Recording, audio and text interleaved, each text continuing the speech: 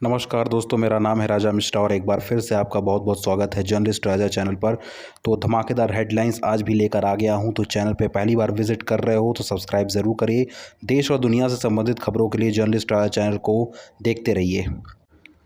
केंद्र सरकार ने जम्मू कश्मीर के उपराज्यपाल की शक्तियों को बढ़ा दिया है। दिल्ली के गवर्नर की तरह ही अब अफसरों की ट्रांसफ़र और पोस्टिंग में राज्यपाल की मंजूरी जम्मू कश्मीर में बहुत ज़रूरी होगी। यानी कि अब जो राज्य सरकार है जम्मू कश्मीर की, वह बिना गवर्नर के मंजूरी के ट्रांसफ़र या पोस्टिंग किसी भी ऑफिसर की नहीं कर सकती। तो बहुत बड़ी उपलब्धि है जम्मू एंड कश्मीर के लिए। दुनिया की सबसे महंगी शादी कल हुई है भारत में।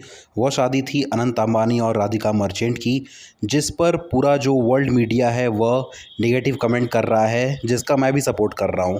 दरअसल अल जज़ीरा ने लिखा है कि हद से ज़्यादा पैसा खर्च किया गया है इस शादी में। वहीं न्यूयॉर्क टाइम्स ने भारत में असमानता का मुद्दा उठाया है इस शादी के बाद। न्यूयॉर्क टाइम्स ने लिखा है कि एक तरफ़ा खर्चा हुआ है भारत में, यानी 5,000 करोड़ रुपए के आसपास खर्चा हुआ है इस शादी में, जो कि बहुत बड़ा अमाउंट है। और इतने पैसे में पूरे भारत की शादी हो जाएगी आराम से।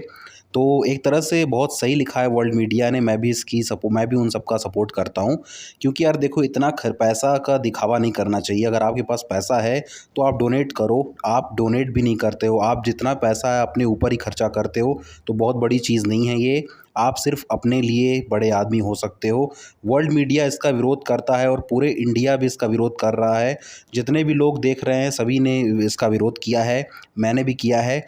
आपको बता दूं कि द गार्जियन, जो कि ब्रिटिश अखबार है, उसने लिखा है कि यह मतलब पैसे का जुमला था, यानी कि तमाशे का खेल किया है अंबानी परिवार ने। 5,000 करोड़ रुपए बहुत बड़ी अमाउंट होती है और यह 6 महीने तक शादी चला है। तो यह जुमला ही है। वर्ल्ड मीडिया की तरफ से भी कहा गया है और मैं भी कहता हूं कि अंबानी परिवार की तरफ से सिर्फ़ और सिर्फ पैसे का जुमला दिखाया गया है हम भारतवासियों को। केंद्र सरकार ने शुक्रवार को एक ऐलान किया है कि अब हर साल 25 जून को हम संविधान हत्या दिवस मनाएंगे, जिसके बाद से इंदिरा गांधी द्वारा लगाए गए सन 1975 में इमरजेंसी के ऊपर बहुत ज़्यादा सियासत तेज हो चुकी है। वहीं इमरजेंसी के बचाव में शिवसेना यूबीटी नेता संजय राउत ने कांग्रेस का साथ देते हुए कहा है कि अगर उन परिस्थितियों में भारतीय जनता पार्टी की सरकार उस समय होती, अगर अटल बिहारी वाजपेयी प्रधानमंत्री उस समय होते, तो उस परिस्थिति में उन्होंने भी आपातकाल लगाया होता, यानी उनका सपोर्ट किया होता उस चीज़ का। लेकिन इस चीज़ को भारतीय जनता पार्टी और केंद्र सरकार नहीं समझेगी कि उस वक्त की परिस्थिति क्या रही होगी। तो संजय राउत ने साफ तौर पर कांग्रेस का सपोर्ट किया है इसको लेकर। उत्तर प्रदेश में जो 69,000 शिक्षक भर्ती के अभ्यर्थी हैं, उन्होंने आज डिप्टी सीएम केशव प्रसाद मौर्य से बातचीत किया है। साथ ही केशव प्रसाद मौर्य ने आरक्षित प्रभावित अभ्यर्थियों को भरोसा दिलाया है कि उन्हें बहुत जल्द ही न्याय मिलेगा, क्योंकि जो आरक्षित अभ्यर्थी हैं उनके साथ अन्याय हुआ है और न्याय बहुत जल्द ही मिलेगा। उनको जल्द ही भर्ती दी जाएगी। उत्तर प्रदेश के मुख्यमंत्री योगी आदित्यनाथ ने निर्देश दिया है कि अब 36 करोड़ पौधे लगेंगे पूरे उत्तर प्रदेश में। और यह 2026-27 तक का टारगेट है कि हम जो हरित प्रदेश है उत्तर प्रदेश, अभी 9% ही हरित प्रदेश है, जिसे हम 2026-27 में 15% करेंगे। और यह लक्ष्य हमसे और आपसे होगा।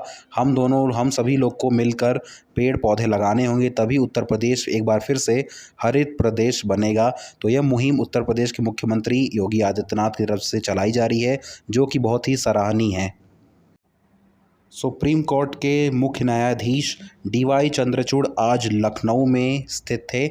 उन्होंने लखनऊ के एक कॉलेज के कॉन्वोकेशन में लोगों को संबोधित किया, जहां उन्होंने बोला कि अब हिंदी भाषा में भी बीए, एलएलबी और एलएलएम का कोर्स होना चाहिए सभी इंस्टीट्यूशन में, यानी कॉलेजेस में।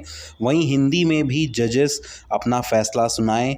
जो जजेस इंग्लिश में या अंग्रेज़ी में सुनाते हैं, वह हिंदी और क्षेत्रीय भाषाओं में भी अपना फ़ैसला सुनाएं, ताकि जो आम नागरिक हैं उन्हें कोई प्रॉब्लम ना हो और वो भी आराम से सुन सकें, समझ सकें सभी फ़ैसलों को। तो यह डीवाई चंद्रचूड़ ने बहुत अच्छी बात कही है, क्योंकि हर आम नागरिक अंग्रेज़ी नहीं समझता है और इसकी सराहना मैं करता हूँ। बहुत सही बात उन्होंने कहा है आज। साथ ही उत्तर प्रदेश के मुख्यमंत्री योगी आदित्यनाथ भी उनके साथ मौजूद थे। वाराणसी स्थित ज्ञानवापी केस की बात करूं तो ज्ञानवापी से संबंधित दो मामलों की आज सुनवाई होनी थी शुक्रवार को, लेकिन वह टल चुकी है। अब दोनों जो सुनवाई है वह 16 और 26 जुलाई को पड़ चुकी है, उसकी अगली तारीख। तो 16 जुलाई को जो सुनवाई होगी वह 1991 वर्ष का लॉर्ड विश्वेश्वरनंद का एक केस है, और दूसरा भी इसी से रिलेटेड जो कि 26 जुलाई को सुनवाई होनी है वाराणसी में। जालंधर विधानसभा का जो चुनाव हुआ था उस पे आज रिज़ल्ट आ चुका है। वहीं आम आदमी पार्टी की एक बार फिर से जीत बरकरार रही है, बरकरार रही वहां की परंपरा। जालंधर वेस्ट उपचुनाव में सत्ताधारी आम आदमी पार्टी की बड़ी जीत सुनिश्चित की गई है। वहीं भारतीय जनता पार्टी को हार का सामना करना पड़ा है वहां पर। बिहार की राजनीति में अपनी पैठ बनाने वाले प्रशांत किशोर ने आज बिहार के मुख्यमंत्री नीतीश कुमार पर तंज कसा है। उन्होंने उन पर कहा है कि नीतीश कुमार कब लालटेन से लटकेंगे या कब कमल पर बैठेंगे किसी को भी नहीं पता है। वह आगे भी बहुत सारे खेल खेल सकते हैं। तो नीतीश कुमार पर खूब बरसे प्रशांत किशोर। उन्होंने कहा कि नीतीश कुमार किसी के भी नहीं हैं, किसी भी पार्टी में जा सकते हैं। हिमाचल प्रदेश बाईपोल का भी रिजल्ट आ चुका है। वहीं मुख्यमंत्री सीएम सुक्खू की पत्नी कमलेश ठाकुर उपचुनाव जीत चुकी हैं वहां पर, जहां पर श्रीनगर में बहुत जश्न का माहौल है। कांग्रेस बहुत ही जश्न मना रही है, पटाखे फोड़ रही है। वहीं हमीरपुर से भारतीय जनता पार्टी के आशीष शर्मा को जीत मिली है। तो सीएम सुक्खू को बहुत सारी बधाई। दिल्ली की बात करूं तो आज झारखंड के मुख्यमंत्री हेमंत सोरेन ने जेल से आने के बाद पहली बार सोनिया गांधी से मुलाकात की है। साथ ही उन्होंने उनसे केंद्र सरकार के बारे में बात किया है। उन्होंने कहा कि न्यायपालिका को अपमानित कर रही है भाजपा, देश की जनता उनका जवाब वोट से देने वाली है। साथ ही झारखंड के आगामी विधानसभा चुनाव को भी लेकर सोरेन ने बात किया है सोनिया गांधी से। भारत 2031 तक दुनिया की दूसरी बड़ी अर्थव्यवस्था बन सकता है, ऐसा मानना है आरबीआई के डिप्टी गवर्नर माइकल पात्रा का। उन्होंने कहा है कि 2060 तक देश में सबसे बड़ी अर्थव्यवस्था बनने की क्षमता है, यानी 2060 तक अमेरिका को भी पछाड़ देगा भारत और दुनिया की नंबर 1 अर्थव्यवस्था बन सकता है।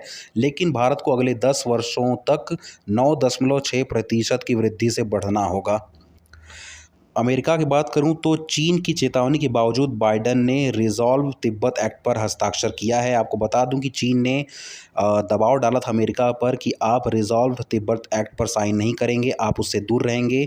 विवाद को शांतिपूर्ण हल पर जोर देना ही इस एक्ट का काम है, आपको बता दूं तो। लेकिन बाइडेन ने चीन का कहना नहीं माना और उन्होंने उस पर हस्ताक्षर करने की तैयारी कर ली है। अब चीन और अमेरिका के बीच बहुत ही घमासान देखने को मिलने वाला है, क्योंकि चीन ने चेतावनी दी थी कि आप इस एक्ट से दूर रहोगे, लेकिन अमेरिका तब भी नहीं माना है और उसने साइन करने का फैसला ले लिया है। तंगहाली झेल रहा पाकिस्तान एक बार फिर से आईएमएफ के सामने घुटने टेक रहा है। नागरिकों पर टैक्स का बोझ बढ़ाने की शर्त दे चुका है आईएमएफ। उसके बाद ही आईएमएफ पाकिस्तान को $7 अरब का कर्ज देगा, यानी कि 3 सालों तक यह पैसा ऋण के तौर पर पाकिस्तान को आईएमएफ के द्वारा दिया जाएगा। आपको बता दूं कि पाकिस्तान को खर्च कम करने पड़ेंगे और टैक्स का बोझ भी बढ़ाना होगा, तो बहुत ही मुश्किल काम होने वाला है पाकिस्तान के लिए।